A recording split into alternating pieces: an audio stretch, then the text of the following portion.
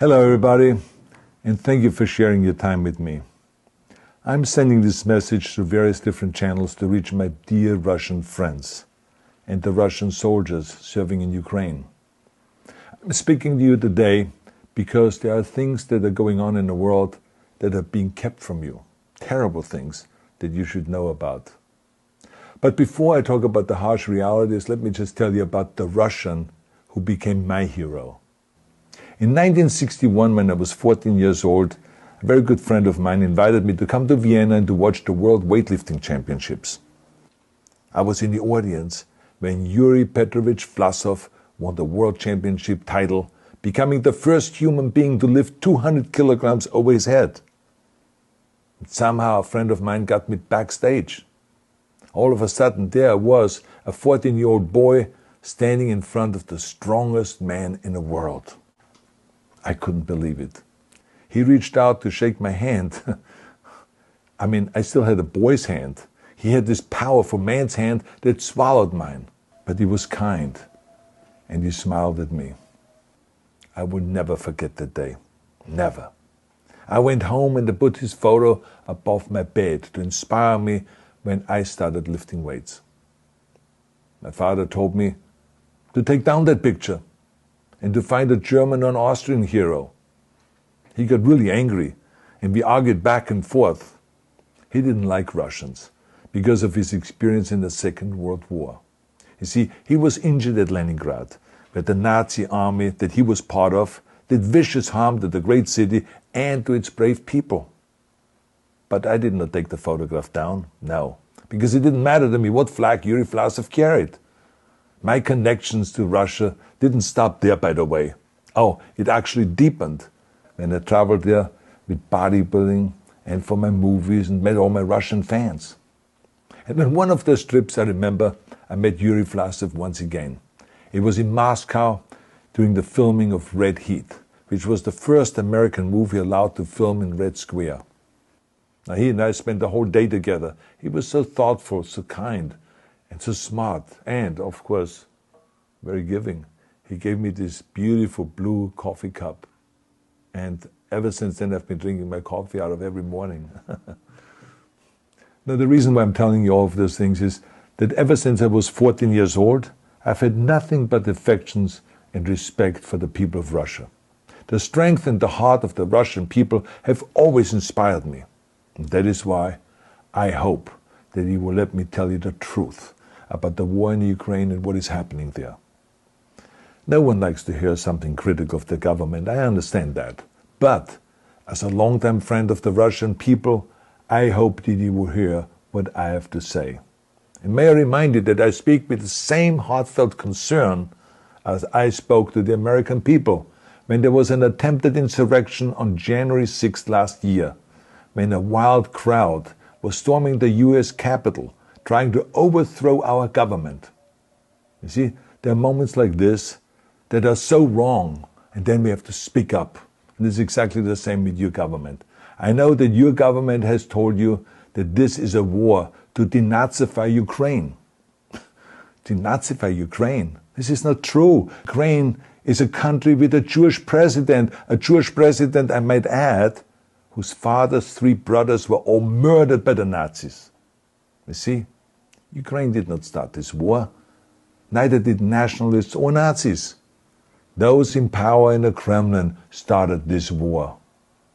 This is not the Russian people's war. No. As a matter of fact, let me tell you, what you should know is that 141 nations at the UN voted that Russia was the aggressor and called for it to remove its troops immediately. Only 4 countries in the entire world voted with Russia. That is a fact.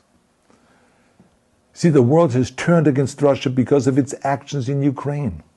Whole city blocks have been flattened by Russian artillery and bombs, including a children's hospital and a maternity hospital.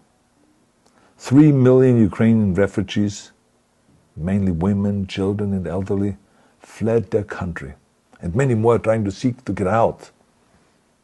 It is a humanitarian crisis. Because of its brutality, Russia is now isolated from the society of nations. You're also not being told the truth about the consequences of this war on Russia itself. I regret to tell you that thousands of Russian soldiers that have been killed. They have been caught between Ukrainians fighting for their homeland and the Russian leadership fighting for conquest. Massive amounts of Russian equipment have been destroyed or abandoned. The destruction that Russian bombs are raining down upon innocent civilians has so outraged the world that the strongest global economic sanctions ever taken have been imposed on your country. Those who don't deserve it on both sides of the war will suffer. The Russian government has lied not only to the citizens, but to its soldiers. Some of the soldiers were told they were going to fight Nazis. Some were told that the Ukrainian people would greet them like heroes, and some were told that they were simply going on exercise. They didn't even know that they were going into war. And some were told that they were there to protect ethnic Russians in Ukraine.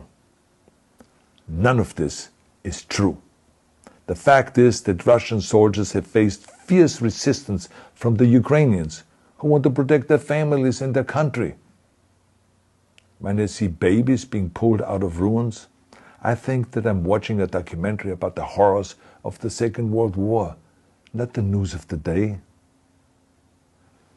Now let me tell you, when my father arrived in Leningrad, he was all pumped up on the lies of his government. And when he left Leningrad, he was broken, physically and mentally. He lived the rest of his life in pain. Pain from a broken back, pain from the shrapnel that always reminded him of these terrible years, and pain from the guilt that he felt. To the Russian soldiers listening to this broadcast, you already know much of the truth that I've been speaking. You have seen it with your own eyes. I don't want you to be broken like my father. This is not the war to defend Russia that your grandfathers or your great-grandfathers fought. This is an illegal war.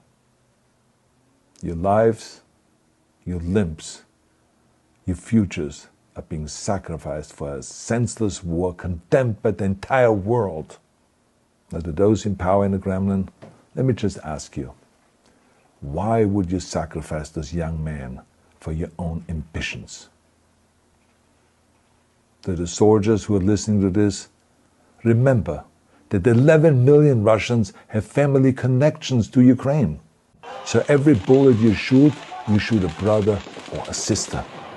Every bomb or every shell that falls is falling not on an enemy, but on a school, or a hospital, or a home. I know that the Russian people are not aware of such things are happening. So I urge the Russian people and the Russian soldiers in Ukraine to understand the propaganda and the disinformation that you are being told. I ask you to help me spread the truth. Let your fellow Russians know the human catastrophe that is happening in Ukraine. And to President Putin I say, you started this war. You're leading this war. You can stop this war.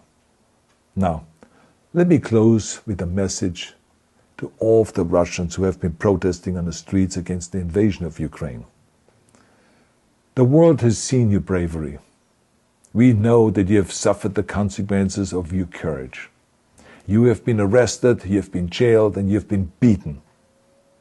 You are my new heroes. You have the strength of Yuri Petrovich Vlasov. You have the true heart of Russia. My dear Russian friends, may God bless you all.